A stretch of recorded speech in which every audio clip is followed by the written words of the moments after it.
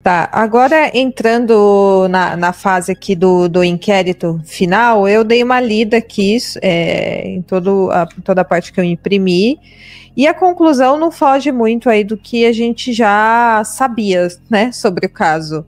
Foi encontrado material genético da Vitória dentro do carro, no banco do passageiro, parte traseira, e no porta-malas foi encontrado material genético da Vitória e do Michael, e de um terceiro indivíduo do sexo masculino que ainda não foi identificado. Exatamente. O Toyota Yaris, que seria o carro que passou e mexeu com a Vitória enquanto ela estava no ponto do ônibus, não encontrou material genético nem dela nem do Michael, então foi descartado. Dentro da residência do Michael, no batente da porta de acesso ao banheiro, foram detectadas manchas de aspecto hematóide, e as mais altas situadas a aproximadamente 1,40 a 1,50 do piso. Então seria, acho que mais ou menos na altura do meu ombro, que eu tenho 1,60, né? Então seria mais ou menos isso. E a mais baixa, cerca de 30 centímetros do piso. E foi identificado que seria também da Vitória, correto? Esse sangue? Ou não tem essa informação? Sim, correto. Certo. E onde de fato ocorreu esse crime continua um mistério, porque claramente não tem sangue suficiente no carro nem dentro da casa para que um crime tenha ocorrido ali dentro. Esse é um ponto interessante que você trouxe. Vamos lá. O sangue encontrado na casa, no banheiro do Michael, é pura e simplesmente um sangue de transferência. Michael estava literalmente sujo, manchado com o sangue da Vitória. Ele encosta, ele deixa a sua digital palmar com o material genético da Vitória.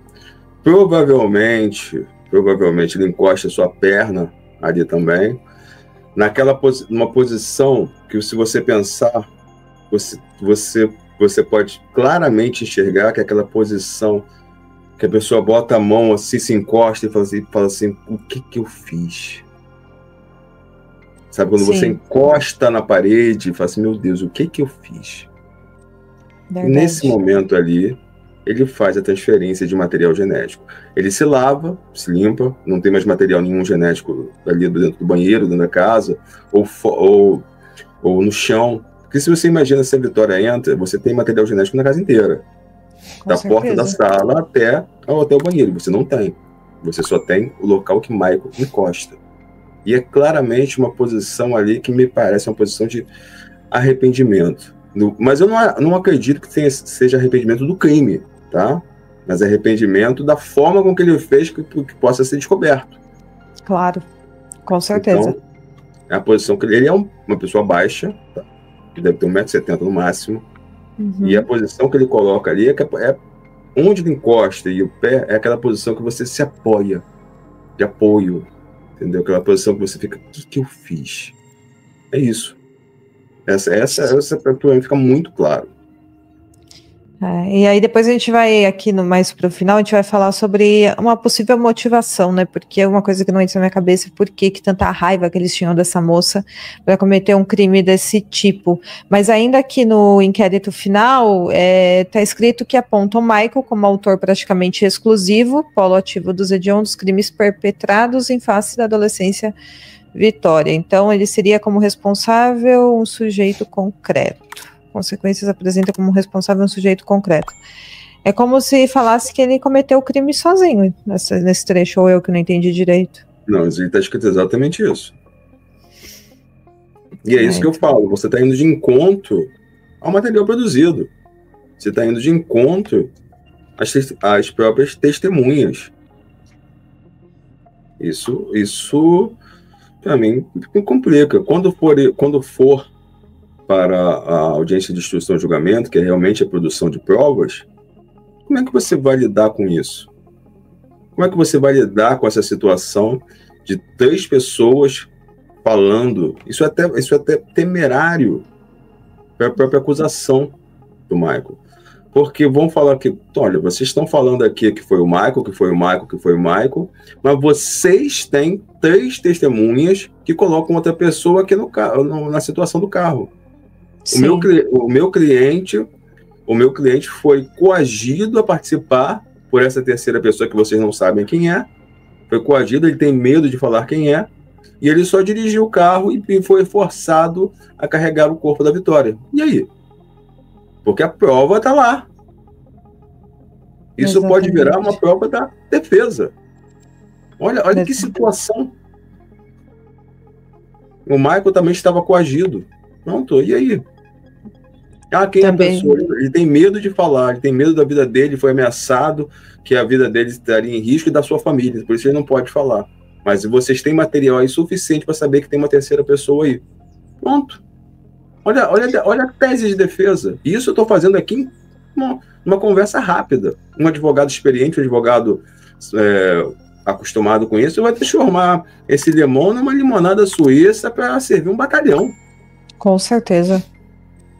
Com certeza. Outro ponto é que ele foi colocado como um stalker aqui no inquérito, né? Ainda que não tenha características específicas de stalker.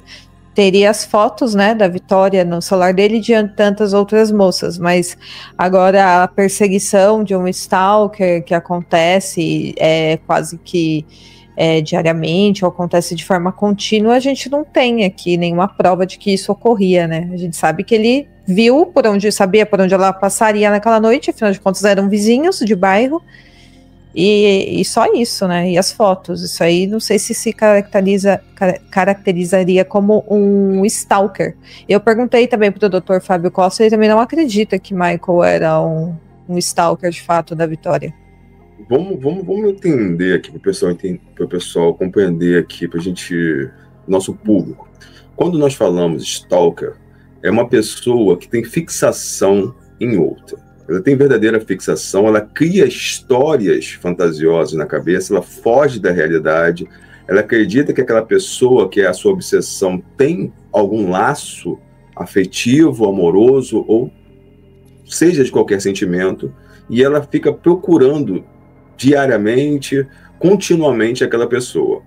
E ele tem um foco em uma pessoa. Ele vai procurar, vai stalkear uma pessoa. Aquela pessoa é o alvo dele. Michael tinha mais de 50 mulheres no seu celular com o mesmo perfil, com o mesmo biotipo. Todas as mulheres têm entre 14 e 18 anos, acho que 2 têm mais de 18, acho que tem 20 e pouquinhos. Todas elas são com a pele morena bem clara, todas elas têm cabelo preto, todas elas têm olhos amendoados, todas elas, o seu cabelo é longo. Ele tem um perfil, ele é obcecado por um perfil feminino. Então ele não poderia ser enquadrado como um stalker. Talvez qualquer outro tipo de transtorno patológico em relação à psiquiatria, ele possa ser enquadrado. Eu não sou psiquiatra, não vou nem estudioso da mente humana, não posso falar qual é.